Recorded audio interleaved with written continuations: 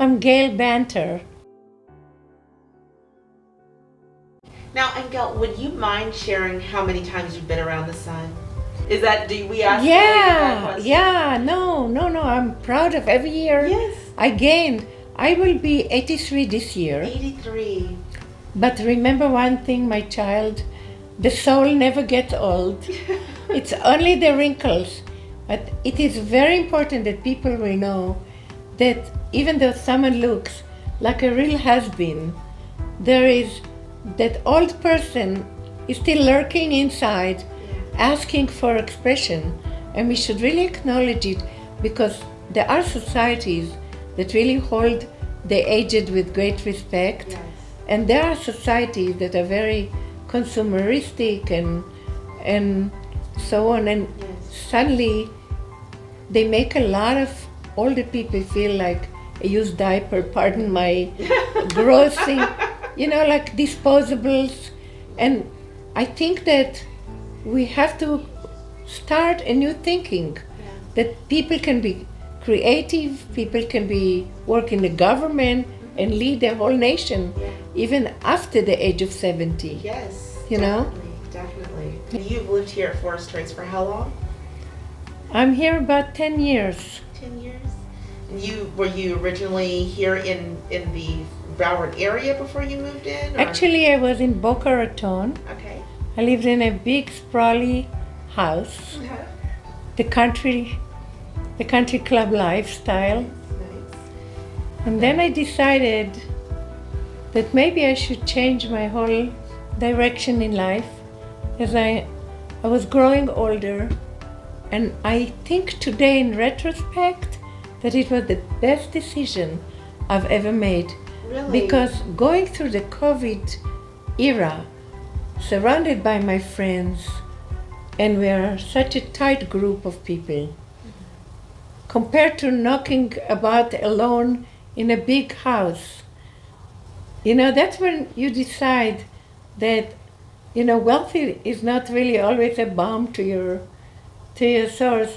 The warmth and the friendship is becoming a real, a real element in your life. It is. That's you start to understand what's important. I'm starting to think that senior residences are really the direction that our society, especially here in Florida, and you see they're popping up. I think that's the direction that it's going to go, because you have theater, you have swimming pool, tennis, you have bicycling, you have a lake, you have everything that a senior needs concentrated in a small area. Right. And it answers so many needs. Right. And I know for you in your apartment here, you've been able to make this your own little space as well. You've got your office, you do your writing, you relax here, you're comfortable It's here. my little haven, it's my little executive retreat. And believe me, I'm a person who needs a place to create. I need a place to sit and think up a poem, because I like writing poetry and I publish poetry. Right. And I need the quiet, the serenity, the music in the background, the ambiance. Yeah. And speaking of your poetry, you actually have written and published books since you've been here at Pacifica Forest Trace. Just in the last couple of years, in the COVID era, I wrote a book called Cloister Oyster, which explains to the world why I'm so suited to monastic life, if you call it a monastic life. And it's just a book about everyday's life occurrences and how you can look at them from a totally different vantage point and make them alive and so on. It's connectable. Right. And then I wrote a book called Epiphany, Tiffany. It's a lot of it is the women's movement, Me Too, and this woman has an epiphany. It's in the middle of Tiffany's, where she decided, I don't want to be an arm candy anymore. I want to be me, at any cost, let me be free. I'm not just a blonde with a mink coat. Right. I love that. And is that a fictional novel? That's now, it's also a book of verse. Okay. I just write poetry. Okay. But that was It tells a story, though. the epiphany Yes. was that, and that after that I started the whole book, but that gave me the little launch for the book. Right. And then I wrote, in the COVID time, I wrote, this book is called The Happiness Chromosome, Yes. which I became my pivotal belief of mine, that you can manufacture happiness under the hardest conditions. Yes, Yeah. People ask me, is it that you see the glass half full all the time and I see the glass half empty? I said, no, I see the glass refillable all the time. I love it. You go to the bar and say, give me a refill. You can always start fresh again. Yeah. Every day can be the beginning of a new experience.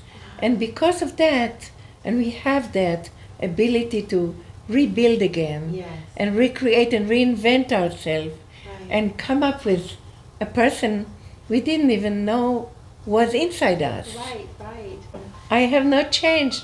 I was a teacher and a public speaker, a motivational speaker. My theme used to be how to be a successful divorcee, how to be a successful retiree, and even the process of easing into death can be pleasant if you know how to make it so. It does not need to be fraught with horrendous, horrible things. It's all an approach and preparation Yes. and discipline. Yes.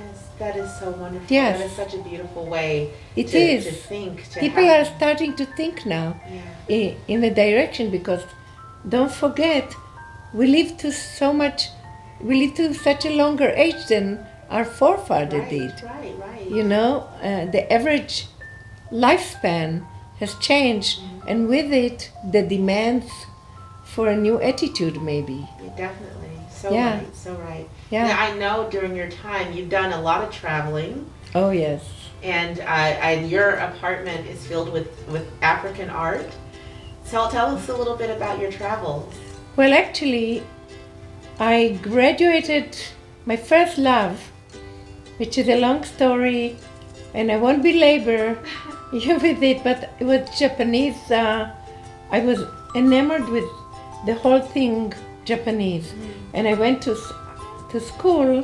When I was young, I drew Japanese pictures, and there's no television, no books, and a kindergarten teacher asked my mother, how come all the children grow trees that the branches go up, and mine, the branches went down. And when I grew older, I was fascinated with the Japanese art, with everything, with the attention to detail, with the whole Japanese thinking, the societal thinking. So I went to school and I got a degree in Chinology, and I went to Japan to write a thesis about the Taiwanese brinkmanship, which started in 1938 when Chiang Kai-shek left China to create Taiwan. Okay. How old were you then? I was younger, much younger. I was in my late 20s. Wow. So Yeah. you've gotten a chance. So after doing some studying abroad, Right. where after that? I came back, and after a few years I landed up in America, starting fresh again. I came to Fort Lauderdale and I sampled everything that everybody else who comes to Fort Lauderdale Right. samples, the market. Right.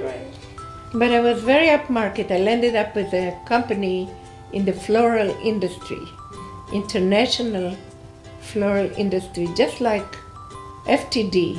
Okay. I got the Canadian markets because I knew Canada. Like, I think in 3 days I learned to speak flowers. Like I was a horticulturalist all my life. Right. And I knew nothing about flowers. And I became the marketing director. So we had to do a lot of really high-class deals. Right, right. And I learned my way, and I climbed the corporate rungs, Okay. and I made it. Right. And now, obviously, we hear your beautiful accent. Oh my And- God. I'll never get No, it's rid of it. beautiful. Don't ever lose it. Where is it rooted in? Well, I was born in Israel. My parents spoke Hungarian, and part of that is probably embedded in there because a lot of people ask me, "Are you Hungarian by any chance?" And I'm really Israeli with a Hungarian accent. When did you leave Israel? I left Israel in the 60s, Okay. and my parents left Israel before the 60s. The relatives were here, and they're calling them to be with them in New York. And I did not want to leave Israel. I was a child of 17 Right. with a boyfriend, and the army beckoned me. I thought, what an adventure it would be to go to the Israeli army and learn to shoot guns. And so I remained. And when I finished my army duty, got married, and we were going to have a family, we traveled to Canada. My husband finished his PhD in social psychology. We lived, but the accent never left me. Right.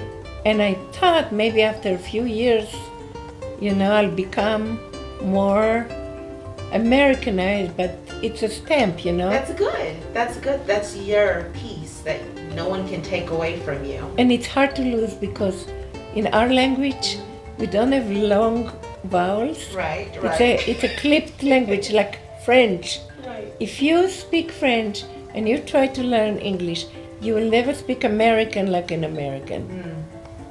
And that's because of the clip versus the Yes, elongated. yes, it's a very short, like you can't say the word read, you say read. Read. You don't have the long I Right, right. or the double E. Right. So it is such an adjustment, and the lilt and the pitch. And another thing, you learned to speak English phonetically. You heard it, and so there was only one way for you to say it. We learn it from books, and the books don't tell you how to pronounce it. When you see the word Shakespeare, you really see Shakespeare. Ah, You don't see Shakespeare, right. Yeah. Yeah. So you have no idea if you learn the language visibly, visually, Right. you don't know exactly what is the proper, for instance, yesterday I was struggling with the word. When you covet something, You covet, yes. okay, but when you look at something in a covetic way, Covetousness. Yes. covetousness, I Yes. could not, for the life of me, say covetousness. Covetousness. That is too funny. Yeah, and then when you get older, and there comes a day that you start reaching for a word, and your brain says no go, and then you start really trying to connect things in a certain way, so you'll be still talking without falling all over yourself. Right. And it happens, believe me, Well, to anybody. I love the way that you speak. Thank you. And I look forward to being able to delve more into the happiness chromosome. I think we all need a little happiness right now. Thank you. And of course, your beautiful apartment. I love the modern-esque vibe and feel. It's just relaxed. I'm crazy about tribal art, as you Yeah. can see. Yes, I know. I love it. I think you got things on the door, you got things up on the credenza here and everywhere. It's such a lively place. Like it breathes life. Thank you. into Thank a you so space. much. So, Gail, thank you so much for agreeing to sit down with us today, and we look forward to talking to you more. Thank you for visiting with me. It's always a pleasure Aw, to see you here. Thank you so much.